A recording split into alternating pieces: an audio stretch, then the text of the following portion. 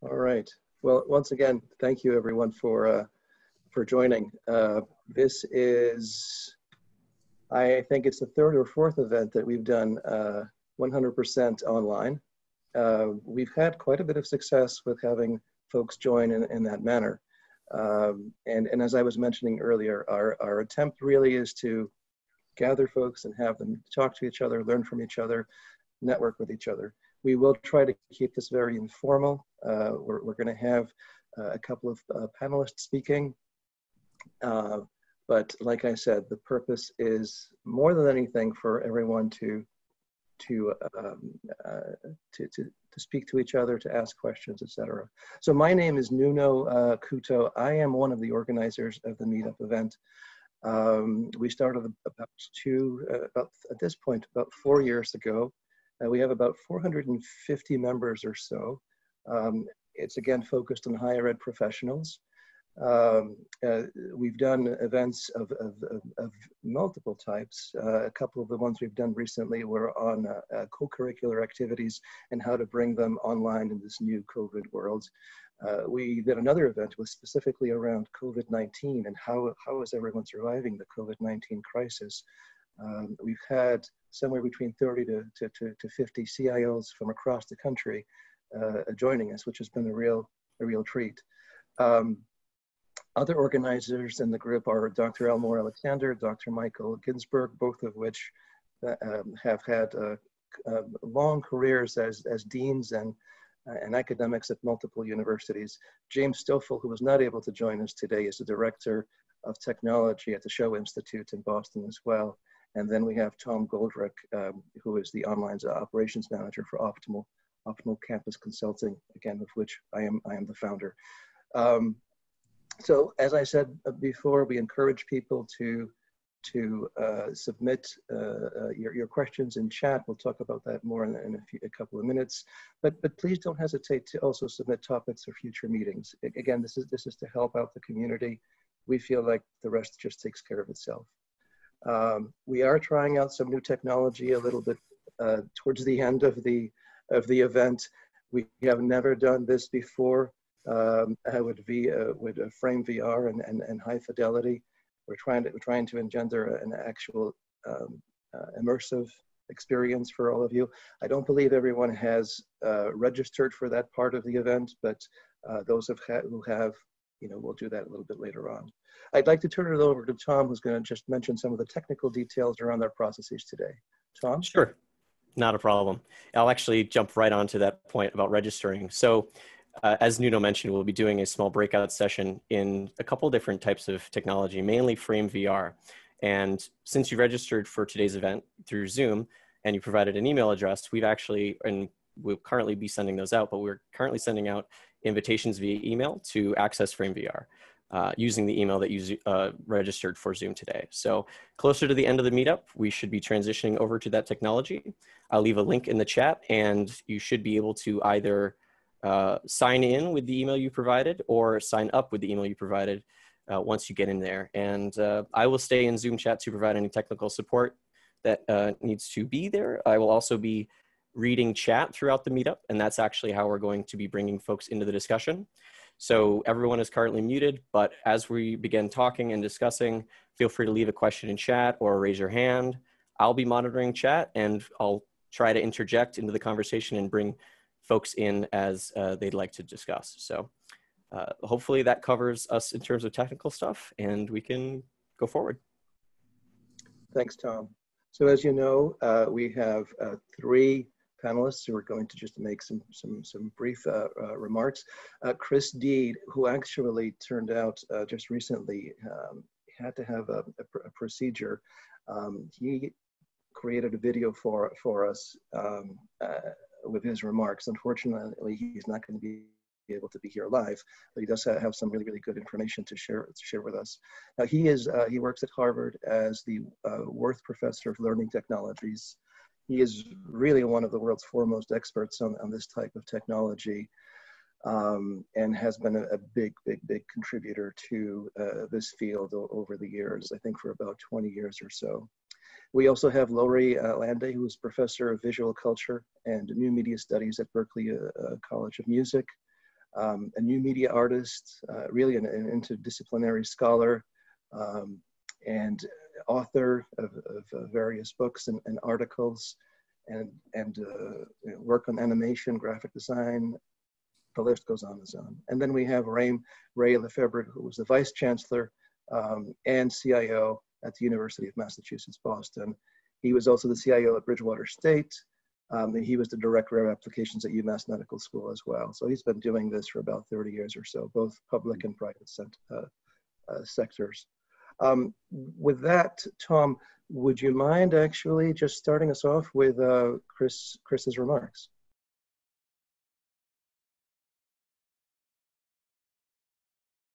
We have maybe, while you're looking at that, maybe have Lori start her remarks. I think that sounds like a good idea. Let's go for it. Sounds sure. good. Okay, let me get my screen in the right place. So I think I need to. Sorry, it caught me a little off guard, but that's all right. I'm going to share my Google Slides and present, and people can see that all right. Big thing, and still hear me? Okay, let me start my little timer thing here. Okay, so I'm going to, I was going to follow up on Chris's big picture about why virtual, using virtual spaces, adding virtual experiences. In particular, he's interested in simulation. I'm not exactly sure what he will be talking about in his video, but I have heard a couple of his talks in the past few months. And one of the things that I always notice is I'm always like nodding vigorously and taking notes and thinking about the ways in which I tend to agree with him. His work has influenced me just tremendously, as is true of a lot of people who work in this area. So thinking about that, one of the things that maybe you can see from this image here that's on my first slide about my brief comments about virtual spaces, addressing the idea of engagement that's beyond the actual or remote classroom, because one of the things, one of the things you can see is that we have kind of this is from Mozilla Hubs, one of the spaces that I'm using as an example today, and that we have some fun looking shapes and figures here in front of us. The person who looks most like a person, who has the most human looking avatar, is the director of sound design from Facebook, who is a special guest speaker in my classroom, in my class. And I had already booked him in to give a talk, and we were going to do something in virtual reality, in VR, with my classroom set of Oculus Quest VR headsets, which I was very excited to use. And it turned out to be the first day that we were back from spring break, which, as many of you will probably have figured out, was our first day of remote online teaching, right, of when the students were sent home and didn't return to Berklee College of Music, like they didn't return to most places physically. And so we had pivoted. So it was a very exciting and strange moment for everybody. In some ways, we were going to do what we were going to do anyway, but the students did not have access to those headsets. And then it became, wow, what are we going to do? Well, that's when I realized that there were more aspects to the idea of, oh, how do we, what's important about virtual spaces than I had previously thought. And thinking about what we get from these virtual spaces, we can have increased cognitive presence, social presence, and teaching presence. And this is an image from a Meetup group that I'm one of the founding members of, called Women in the Next Realities, that seeks to increase women's participation in this, field. And we can really see that there are so many ways that this idea of presence, because these virtual spaces use navigable and like space that you can explore and move through. And in a lot of ways, it doesn't matter whether it's in virtual reality, like in a headset, or if it's flat on your computer screen, or even if it's on your mobile phone. Those things are not the most important aspects of the experience at all. What is the most important is what's happening in, what phenomenologists would call the imaginary, right? What's happening in the schema, what's happening in our minds. So why include virtual spaces? And this is a screenshot from my class in the spring, and this is in Frame VR, which Ray is going to be talking about specifically. So I am not talking about it specifically. We'll have an experience together in that.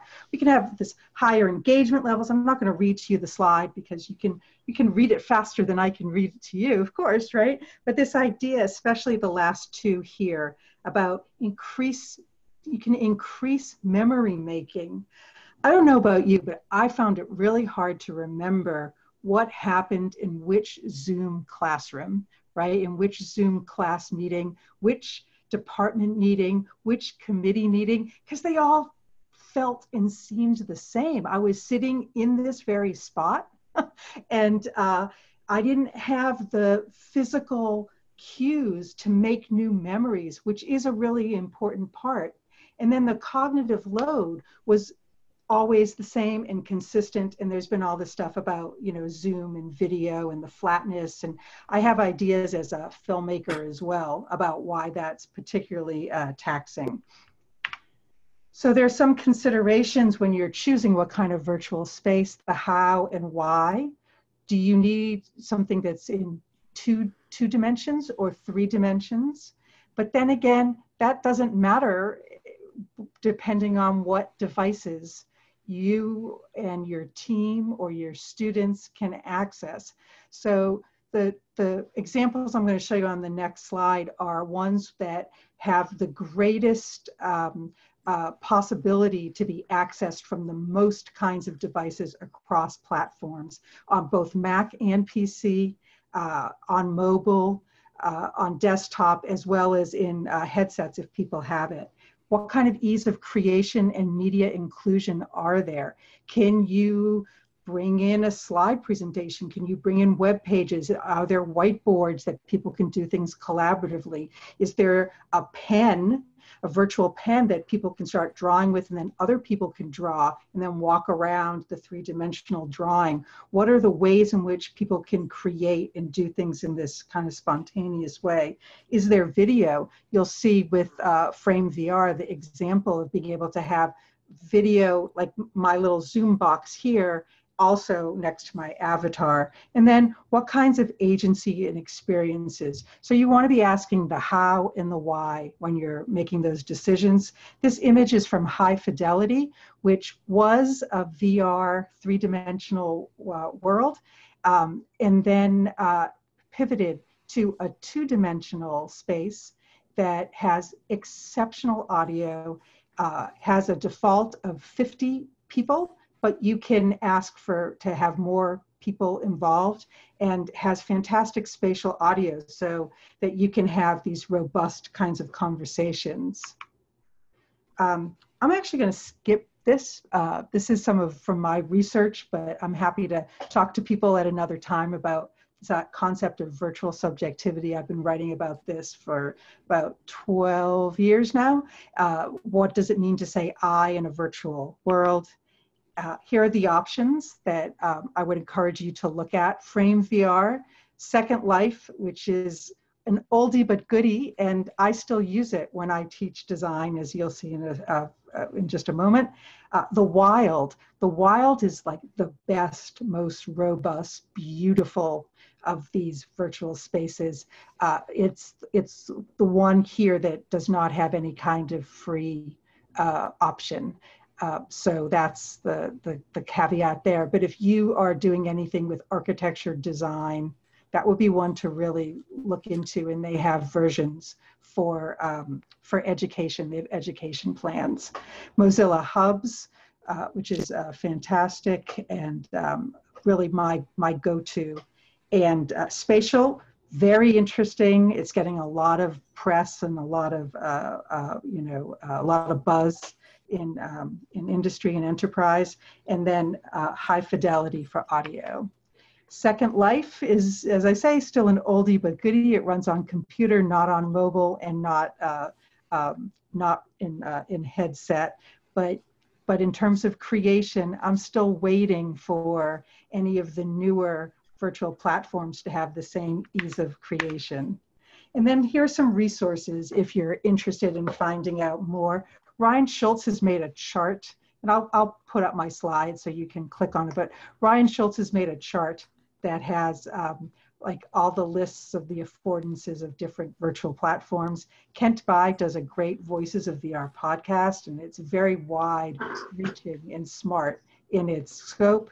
Charlie Fink has a brand new book that's just come out in the past few weeks that is so topical for us, Remote Collaboration and Virtual Conferences, the Future of Work. And it's really very up to the minute. And then if you have any questions or comments, please get in touch. I'm happy to discuss, consult. My email is there, and also my Twitter and Instagram handle. Thank you. I'll stop sharing my screen. Very good. Let me start up my video again. All right, thank you so much, Laurie. Appreciate that. Tom, are you ready to try again with Chris? I believe so, and I really want to thank everyone in chat for pointing me in the right direction. Yeah, that was a technical snafu on my part, but let me see if I can get this working. Let's see. So share, and then make sure we share computer audio. There we go. You know, it's handy to have that setting just in case you don't want to, but once you actually want to. Okay, so everyone. This is. I'm Chris Dede. I teach technology, leadership, and policy at Harvard University. I'm really sorry I can't be with you in person today, but I'm looking forward to sharing ideas via this pre-recorded talk. I've been working in the field of immersive learning for more than 3 decades. And one question I'm frequently asked is, if immersion is the answer, what's the question? Why would you want to use an exotic technology if a simpler technology would do? The answer lies in unique properties of immersive learning. And those are best illustrated by talking about apprenticeships and field trips. You go on an apprenticeship or a field trip because the context is an important part of the learning. If you're a medical resident in a hospital, the hospital is an important part of the learning experience, the context, the organizational culture, the workflows, and so on. But it's not always possible to have an apprenticeship or a field trip, particularly for younger students or if there's a pandemic going on. So using simulated environments through immersive media is a very powerful way of doing much the same thing. Students are highly engaged, they see the relevance to what the real world offers, they develop a sense of identity as we see in internet gaming, and that identity gets stronger as they get more skilled at what they're doing. Learners can experience a very wide array of challenges that evoke a range of behaviors that can be very useful in determining what they really understand and know and can do. Certainly more useful than something like a standardized multiple choice or short answer test. And transfer is also aided by immersive environments because near transfer from something that's like the real world to the real world itself is easier than far transfer, where you're taking something on a blackboard or in a book and trying to apply it in the real world. Another advantage deals with what's known as engineering learning.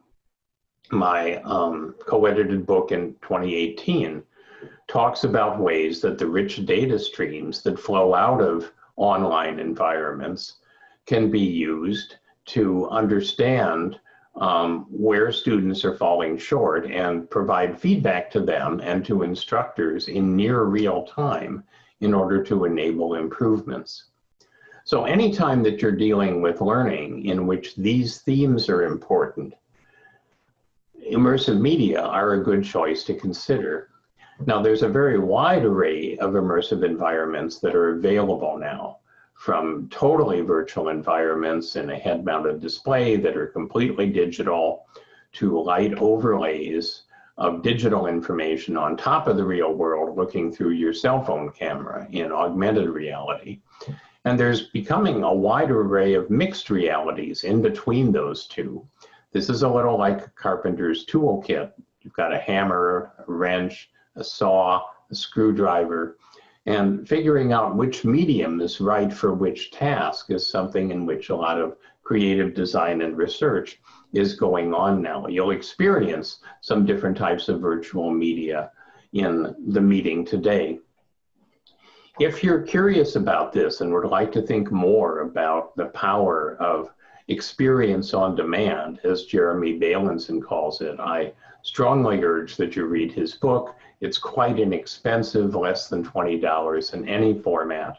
And he's a very creative thinker about many of the ways in which immersive media can be powerful for different kinds of learning. So I hope that's a good foundation for the speakers that are going to follow and the experiences that you're going to have in the rest of the meetup.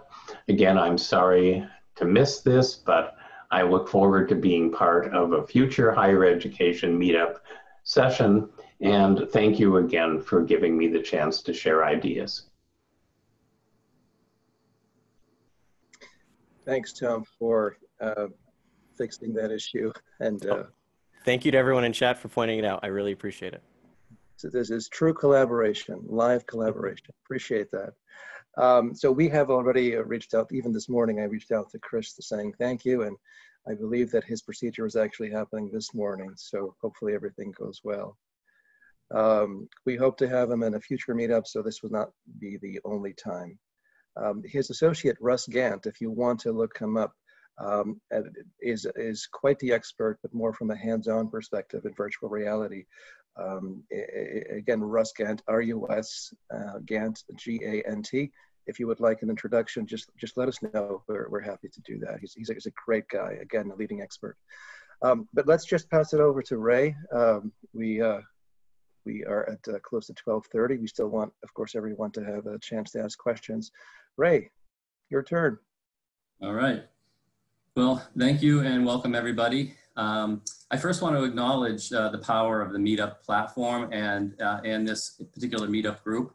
We got started at UMass Boston in this space, in what I call immersive reality space, back on April 24th, thanks to Lori Landay.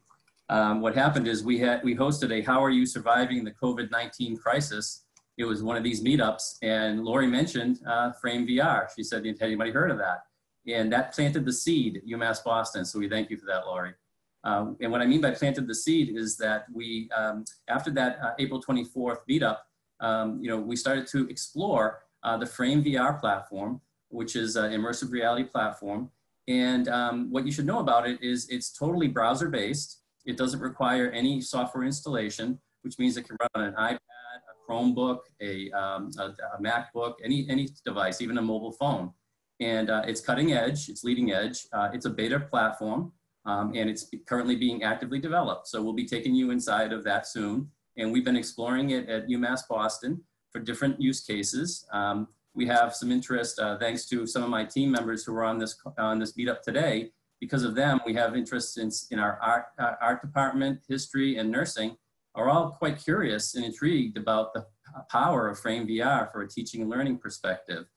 Things like poster sessions, a photo gallery we're currently working on for our IT student photo project. And there's a lot of possibilities with Frame VR and all the other platforms out there. We have since expanded, because we explored Frame VR, we found out that it's a project from a company called Verbella. And Virbela has a more powerful commercial grade immersive reality platform called Open Campus. And Open Campus is a full-blown college campus that's virtual. It's free to anybody. So after you're done, if you want to explore Open Campus, you can go to virbela.com, create an account, and you can explore a campus in virtual reality. We have since taken advantage of another component of Open Campus called Team Suites. Team Suites is a subset of Open Campus that allows us to have, right now we have 36 virtual offices and we have 4 virtual conference rooms. And we use these right now from a business administration perspective in place of Zoom.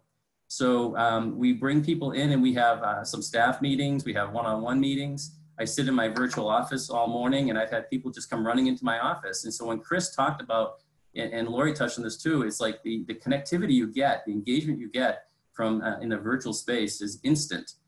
There's proximity and positional audio. It's like you're always on and no one has to call you or text you or chat with you. It's there in real time. When people walk into your office, the avatar comes in, you can start having experiences that way. We also are looking into another thing called eDorble, EDORBLE.com. eDorble is an open source platform for educators to create 3D virtual reality environments. The same person who created Frame VR is now, it has open sourced the eDorble platform as well. So there's a lot of potential in this space. To wrap things up, I'd like to say that UMass Boston, we're in exploratory mode. Right now, we're more exploratory into the business administration space and using it to have remote workforce engagement. And that's where our exploring is the heaviest right now. We also are exploring the teaching and learning perspective, as I mentioned, and then student engagement. Our student affairs team has joined us in our Open Campus Team Suite and is looking at how to engage students, because I attended an Open Campus music festival about 6 weeks ago, and it was very enjoyable. And so it shows you that you can engage your students not only in teaching and learning, but you can pull them in and have concerts. You can do, you can do scavenger hunts. There's a lot you can do to engage the student body in these platforms. One caveat is the Open Campus platform requires a download onto Mac or Windows, and it's what I call a fat client install. But that's just the current state of that. Yeah, that's how we've been using immersive reality. We find it very useful. And I look forward to demonstrating some features inside of Frame VR when we get a chance to go in there. Thank you. Thanks again, Ray. Thank you very much. As I look around to the attendees, I see some more familiar names. I just wanted to say hello, Steve McDevitt, Mike Burke, good to see you. And I know I'm missing others as well. So many different people here. Thank you so much for joining. So I think we're at a point where we want to ask questions. And again, this is you can ask questions of the panelists and you can ask questions of each other. This is for you to help one another. Tom, did you want to go over any processes for this again before we open up the mics? Sure, yeah. So how we normally do this is we will have questions in chat, or if you want to raise your hand. However, we do obviously also have a unique opportunity here, which is something I wanted to at least discuss, which is, as I say, we are going to be breaking out into Frame VR. So if we want to just jump right into that and start asking our questions while already in virtual reality, that works too. However, I do have one question that I just want to bring up. And that was from Leah Kraus asking Lori, what about Chromebooks? And I don't know, Leah, do you want to jump into chat? I can unmute you if need be, if you'd like to expand more on that question. Good afternoon, everyone. Sure, thank you. So when we went remote, we were challenged with many of our students not having devices. So we purchased and shipped Chromebooks. So thank you. I don't know who it was taking notes so fast that I didn't catch everybody's name, that was just mentioning that with eDorble, and I don't know if I said that right, or if with Open Campus there is a download, but Frame VR, there is a download to that. And sorry, my email's going off terribly. Yeah, Frame VR works totally in a browser, so you can use Chromebooks. That's what I use all the time. And similarly, Mozilla Hubs, I just Googled it to make sure I wasn't telling you wrong information. Mozilla Hubs would work in that. And I also think that that high fidelity, the audio, would work in that as well. These lighter platforms are going to work. The heavier graphic ones are going to be the ones that are going to stumble on the Chromebooks. But and it's so important. I mean, my students at Berklee, every student has to purchase or acquire in some way, like a Mac laptop. But in practice, my students, there were some students in my classes in the spring who the only device that they had to use for classes were their phones. So, when it comes right down to it, and I was making choices about how to teach, I made sure that everything we did could be done on a phone. And so that just has to be like the bottom line. So when I was looking at, and that's what I mean by when I said that, I really changed the way I thought about like the platforms and these possibilities. And I always loved and still do love AltSpace VR, but it doesn't run on Mac anymore. And I can't use it, and so I didn't really include that in my my list, of platforms of options to try. But yeah, it's just if people can't access it, then it's useless, right? And if everybody can't participate, then it's also useless, as far as I'm concerned. Thank you. Tom, other questions?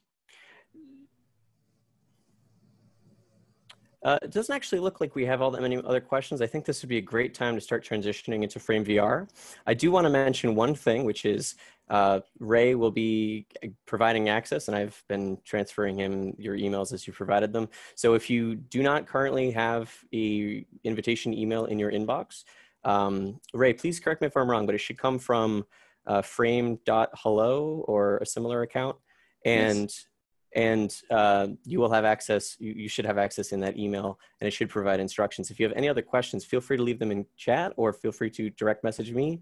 I will be staying in the Zoom call, as I suggest anyone else who has any issues with connecting will, and I'll be able to resolve any of those technical difficulties. However, I'm going to be posting the link in chat, so anyone who has registered and has received that email should be able to access the Frame VR. And we'll just go from there. Now, I want to mention, as we transition into Frame VR, everyone will be muted by default. So if you want to start interacting, you'd have to unmute yourself there. You'll be muted in Zoom, so that shouldn't be an issue. But if you have any technical difficulties, I'm sure we can resolve those. So I'm going to drop the link into chat. One other thing, Tom, a couple other technical clarifications. Please. As you get into Frame, it's best to use a headset. If you get if you come off mute and you have reverb, you're going to yourself back on mute, just so you'll know. Otherwise, because a headset, it works better. I'll be hanging out in the gallery. You're going to enter into the atrium. You're going to be greeted in the atrium, and then you'll be guided into the gallery where I will do a brief demonstration of some of the features and functionality. So I'll see you in there. Thank you very much, Ray. And yeah, we will have individuals in the atrium helping out. Oh, sorry, I just sent that in a private message. Let me send it to everyone. There we go. So there is the link to the Frame VR atrium. And I'm going into the gallery. See you there. Okay, have a good one. And I will be staying in here, as will everyone else who wants to stay in here while they connect. What you're going to see when you click on the link is you're going to see two things. You're going to see a connect button in the middle of the screen, as well as a button up in the top right so that you can access the space. You're going to have to log in to access it. I can even show you my screen. Let me do that right now. Connect into the gallery. There we go. You've also learned that you can have portals into different frames. The doors on each side of the wall are portals leaving that you can go in between frames, which is a nice feature. So you can basically nest and create a matrix of frames. Trying to see if I touched on all the highlights. Yeah, I did that. Oh, I'm going to turn on the whiteboard. So in here, you can turn on a whiteboard.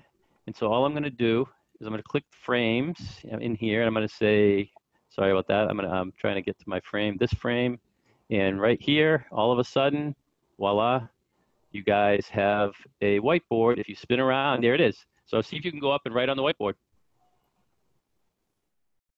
This whiteboard feature was just released 2 weeks ago. This is a beta platform. It's highly intensely being developed.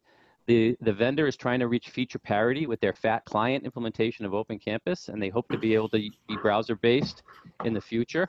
This whiteboard is new, and they hope to make it more powerful as the weeks and months go by. Can I check chat here? And every object on the wall Chat. is interactable. Oh, hi. If you Perfect. click I can on bring any up one of chat. those images, every single one of those images, I've put links on them. And so you can do the same thing. You can have people be able to feel free to leave any jump questions in chat if you have, and this I'll be able to page read them. into different content. I think in the future, I might put a link to say, click here, because how would people know that this is a clickable link on the wall? But I wanted to be able to do that. So without further ado, I think I'm going to, if there's no questions, I'm going to turn it over to Lori. Yeah, great. Thanks. Yeah, this is so fantastic. What a great way to see all these affordances. So the last piece that we wanted to show you is high fidelity, which will open in a new window in your browser.